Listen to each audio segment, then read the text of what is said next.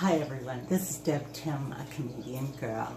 When you get a new fish, do you do some research beforehand to make sure you have everything that it will require to flourish? Well, I do that, and I know many of us do. And so the new fish I got is a Kirbensis. And every time I get a new fish, I like to do a profile for my profile series. So I have a collection of all the fish I've kept, plus the information if anyone needs it. So today we are going to look at the Kirbensis. So please stay tuned.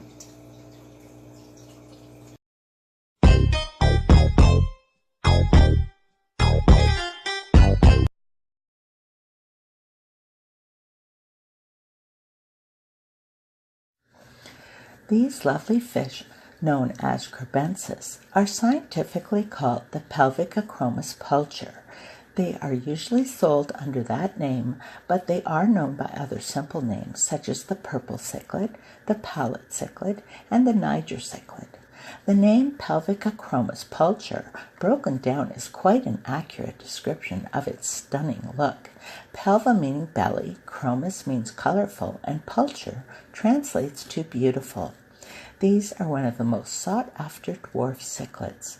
This impressive little cichlid was first imported into Germany in 1913. They're popular in the fish-keeping hobby, being sold as captive bred, no longer available wild caught. The pulcher is a highly adaptable fish, making them quite popular with fish keepers today. They are native to the mouth of the Ethiopia River in the Niger Delta. The area has a wide variety of water conditions. Some areas where these fish are found are brackish, so often they are even referred to as brackish waterfish. They come in a wide assortment of color morphs. They can be yellow, red, green, blue. There is even an albino variation that has been bred for decades now. As dwarf cichlids, they only attain a mature size of 4 inches for the males and 3 inches for the females. It's been documented that the regular colored males actually prefer the females, who are albino, where the females find the regularly colored males more attractive than the albino males. The belief is that the red belly is more pronounced on the albino females, making them more vibrant and attractive during spawning. It's fairly easy to sex the pulcher. The male's fins come to a noticeable point. Their shape is longer and thinner than their female counterparts, and they're not as brightly colored. The females, on the other hand, are rounder shaped in body. Their fins are rounder. They're thick through the middle, more brightly colored, with an impressive yellow band across their dorsal fin, and they have a vivid red purplish belly when they're ready to spawn. The pulcher reaches sexual maturity as early as 6 months. Although the males are slightly larger, they reach maturity later than the females. An aquarium for these pretty cichlids does not have to be big. 15 to 20 gallons for a pair is adequate. Larger if you're including them in a community tank. They prefer a dark substrate. Fine pebbles or soft sand is recommended, as they do like to move things around to suit their needs. They love their caves, preferably only one entrance and very little light. If using rocks to create a structure for them, make sure it's solid and it cannot collapse. Coconut shells, PVC pipes, or flower pots all work well. The tank should be well planted or have many fake plants with open swimming areas as well. They, as all cichlids are, fast swimmers and can stop in a flash, so it's important that they have plenty of room. If they are cramped, they can become aggressive. They do well with a variety of tank mates. The pulcher is a peaceful fish, although they have been known to nip fins on slow-moving tank mates. In my tank here, I have cory cats, sharks, schooling fish, and I have had no problems so far. They can get territorial and aggressive during spawning times, but for the most part, they get along well with pretty much everyone. These striking fish are omnivores. They are quite happy to accept many varieties of food, making a staple pellet their main diet.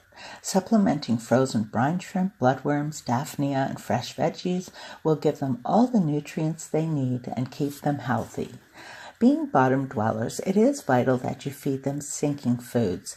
If you plan on breeding, it's also best to increase their protein with added live foods prior to breeding.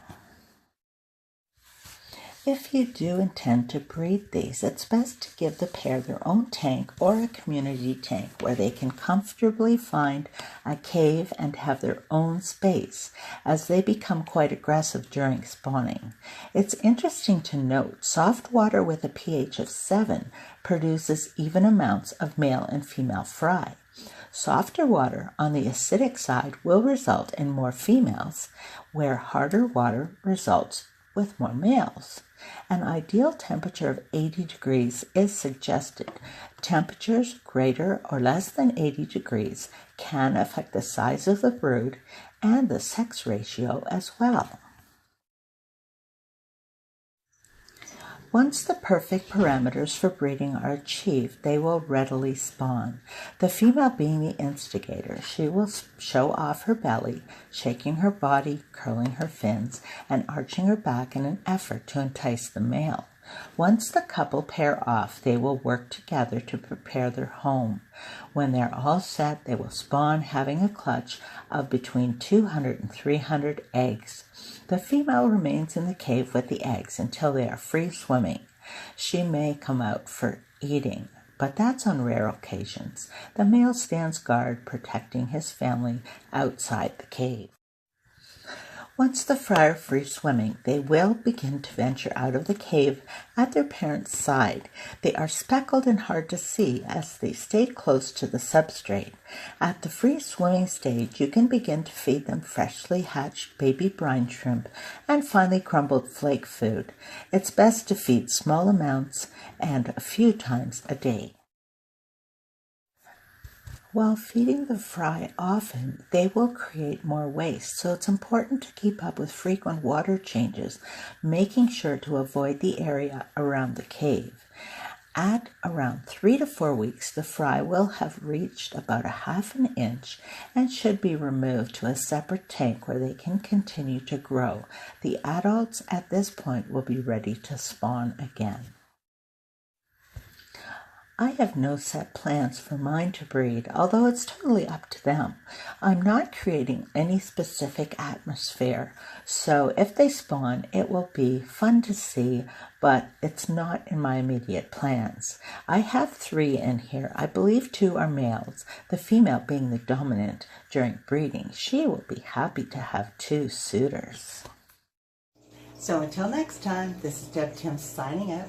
Thanks so much for watching. I hope your week is going really well, and I'll talk to you soon. Bye.